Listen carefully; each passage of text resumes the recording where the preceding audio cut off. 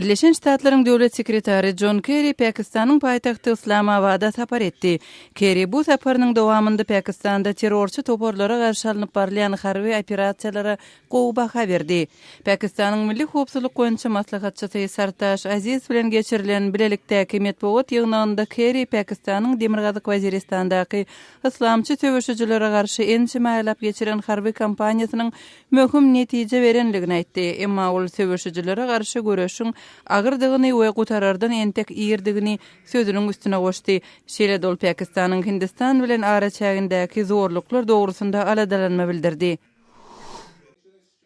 Täjikistanda suud jurist Şuhrat Kudratowy 9 ýyl türme tutsaglygyna hökm etdi. Kudratow para bermekde we hilegärlikde günäli tapyldy. Kudratow meşhur opozisiýon işewir Ziyad Sayidowyň ikinji aklawçysydy. Sayidow hem Kudratowyň kyýaly aýplamalary ýönkölipdi.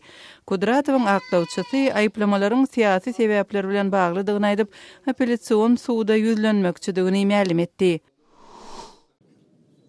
Qazaqstanyň Almaty şäherinde 81 ýaşynda aradan çykan meşhur ýürek keselleri öňçü Lukmany we alim Muhtar Aliýew zaýlandy. Ol Qazaqstanyň prezidenti Nursultan Nazarbayewiň öňkü güýewi Rahat Aliýewiň kakasy.